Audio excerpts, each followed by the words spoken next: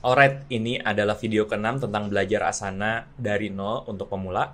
Dan di sini gue akan bahas tentang fitur yang sebenarnya cuma available di Asana Business, tapi bisa lo akses karena lo mendapatkan free trial ketika sign up Asana pertama kali, yaitu pelaporan, portfolio, dan goal. Jadi kita akan bahas karena 3 fitur ini sangat-sangat powerful, terutama kalau lo itu memimpin sebuah perusahaan atau kerja di dalam sebuah perusahaan di mana lo membutuhkan koordinasi dengan banyak orang. Yuk, kita bahas. Kita akan langsung mulai aja dengan fitur yang namanya Goal. Ini adalah fitur yang baru diluncurkan mungkin kurang lebih tahun 2020. Dan ini sebenarnya adalah sebuah fitur yang Asana sangat-sangat unggulkan. Kenapa? Karena Asana itu punya sebuah konsep yang namanya Pyramid of Clarity. Yang dimana tujuannya di dalam sebuah organisasi, seringkali problem yang terjadi adalah orang-orang yang ada di atas itu tidak memiliki visibilitas terhadap apa yang terjadi di lapangan. Dan orang-orang yang ada di lapangan kadang-kadang tidak memiliki visibilitas terhadap sebenarnya misi perusahaannya itu seperti apa. Dengan adanya goal, memungkinkan buat sebuah organisasi dan semua orang yang ada di dalamnya untuk melihat koneksi antara misi atau goal dari misi dan goal dari organisasi terhadap pekerjaan yang dilakukan sehari-hari. Nah, gimana cara kerjanya? Di sini kita bisa langsung lihat yang udah gue buka tentang fitur goal.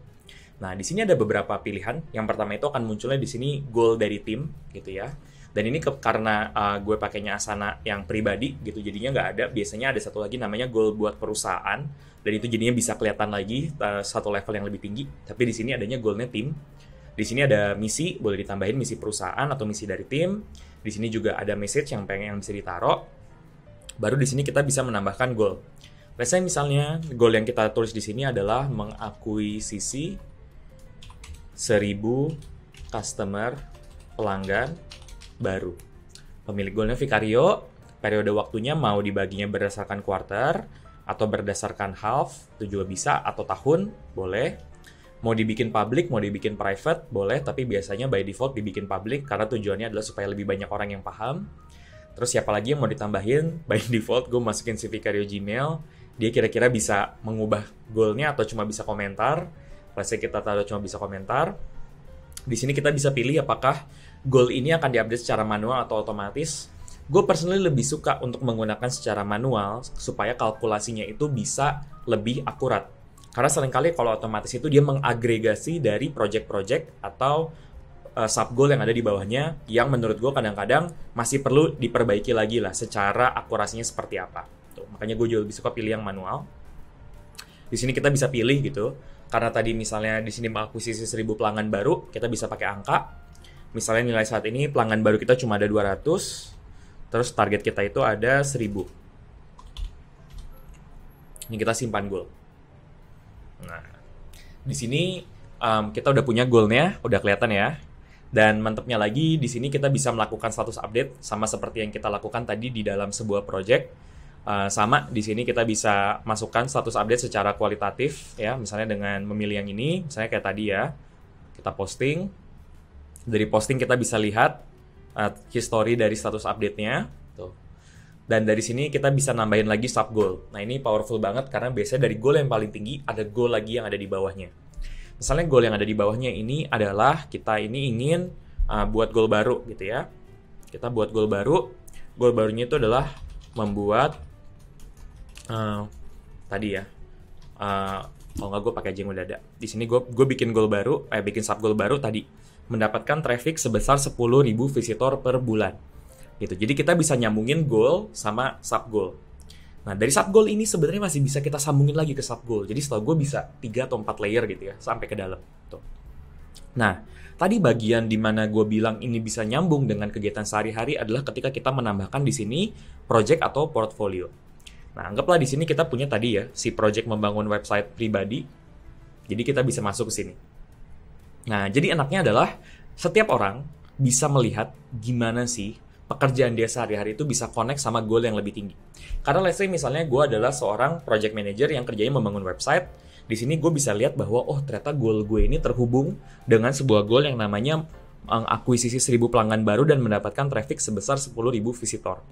Nah, jadi di sini kita bisa melihat the bigger picture dari tas-tas kecil yang kita lakukan sehari-hari itu, gimana sih kontribusinya terhadap tim maupun terhadap organisasi. Ya kan, lihat ya. Ini kita naik satu level ke tadi mendapatkan traffic. Dari sini kita bisa naik lagi ke satu level lagi mengakuisisi 1000 pelanggan baru. Tuh, jadi itulah yang menurut gue powerful banget dari goals, karena kita benar-benar bisa nyambungin dari level yang paling atas sampai level yang paling bawah. Tuh. Dan di sini juga kita bisa komen dan bisa melakukan diskusi di sebelah situ. Ini juga bisa kita update secara berkala, dan kita tinggal janjian aja kira-kira mau di-update-nya seberapa sering. Nah, itu dia goals, fitur yang sangat powerful. Nah, fitur lain yang menurut gue ada di Asana Business dan gue sangat suka adalah portfolio.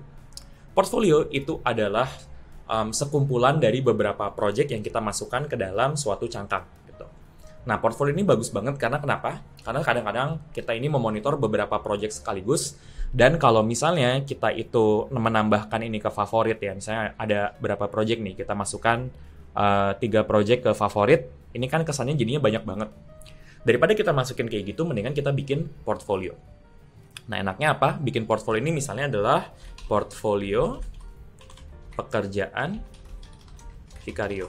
Tuh, misalnya gue akan bikin ini public dan bikin portfolio. Langsung akan muncul. Di sini gue akan tambahkan pekerjaan. Tadi ya, misalnya gue nambahin project 1, project 2, dan project 3. Voila, kita akan langsung punya 3 buah portfolio. Nah, satu portfolio dengan 3 buah project di dalamnya. Enaknya kalau tadi nih, seperti yang gue udah demoin dengan melakukan status update yang oke, dia akan muncul statusnya seperti apa, dan kita jadinya bisa lihat. Oh, jadi dari beberapa project yang kita kerjakan, saat ini statusnya seperti apa, progres tugasnya seperti apa, tanggalnya berapa, prioritasnya gimana, dan pemiliknya siapa. Ini cocok banget buat lo yang bekerja sebagai seorang manajer atau orang yang memantau beberapa project sekaligus. Dan kalau portfolio ini sudah diupdate secara lebih berkala gitu ya, kita bisa banget untuk membuat lini masa yang isinya menggabungkan tugas-tugas yang ada di dalam portfolio, jadi bisa kelihatan benar-benar secara visual seperti apa. Kita bisa lihat juga secara progres gitu. Jadi kita bisa melihat status update dari skala portfolio, bukan hanya dalam skala project, sehingga kita bisa melihat gambaran yang lebih makro. Kita juga bisa melihat beban kerja gitu. Jadi dari orang-orang yang kita assess atau kita libatkan di dalam project tersebut, berapa banyak sih beban kerjanya, sehingga kita bisa memantau siapa nih kira-kira yang perlu kita kurangi atau kita sesuaikan jam kerjanya atau bobot pekerjaannya. Dan ini kita bisa pesan, ini mirip dengan pesan yang udah gue cover ketika kita membahas tentang project. Tuh. Dan di sini bisa kita ubah namanya, bisa kita ini ya salin tautan supaya lebih gampang juga buat di-sharing. Kita bisa atur warna kalau misalnya lebih suka, dan yang cakepnya bisa kita ekspor dan kita masukin ke dalam Google Sheet. Nah, itu kalau lo tertarik, lo bisa kasih tahu gue, nanti mungkin gue bisa bikin videonya, karena itu bisa juga bikin reportnya di Google Sheet. Nah, jadi itu dia portfolio. Dan terakhir ada pelaporan. Pelaporan ini kalau bahasa Inggrisnya namanya reporting, dan ini fitur namanya universal reporting, di mana kalau tadi teman-teman ingat fitur yang namanya dashboard, fitur dashboard itu yang ada di dalam sebuah project gitu ya. Ini tuh cuma bisa melakukan reporting dalam skala project. Pelaporan yang ada di sini, dia itu bisa melakukan reporting dalam skala satu company atau bahkan satu tim. Jadi teman-teman bisa memilih kira-kira pengen skala dari si project ini atau skala dari reportnya ini pengen sebesar apa. Makanya ini dinamakan universal reporting. Dan again, gue nggak terlalu menyarankan kalau misalnya lo baru mulai, karena kalau baru mulai, ini akan sangat tergantung sama data-data apa yang sudah di-input. Kalau belum banyak data yang di-input, pada akhirnya ya ini akan menjadi dashboard yang begitu aja. Hopefully, dengan lo melihat potensi insight yang bisa lo dapatkan, kalau lo mengupdate Asana dengan lebih rajin, lo akan bisa memiliki insentif lebih untuk mengupdate Asana, karena semakin banyak data yang lo masukin ke Asana, akan semakin banyak insight yang akan lo dapatkan juga. Tuh.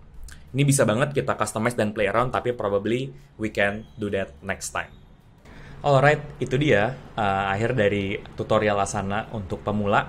Kita udah ada 6 episode, dan mungkin gue akan tetap bikin video-video selanjutnya, tapi akan lebih ke fitur spesifik. By this time, lo akan sudah memiliki pengetahuan tentang hampir seluruh fitur yang ada di Asana.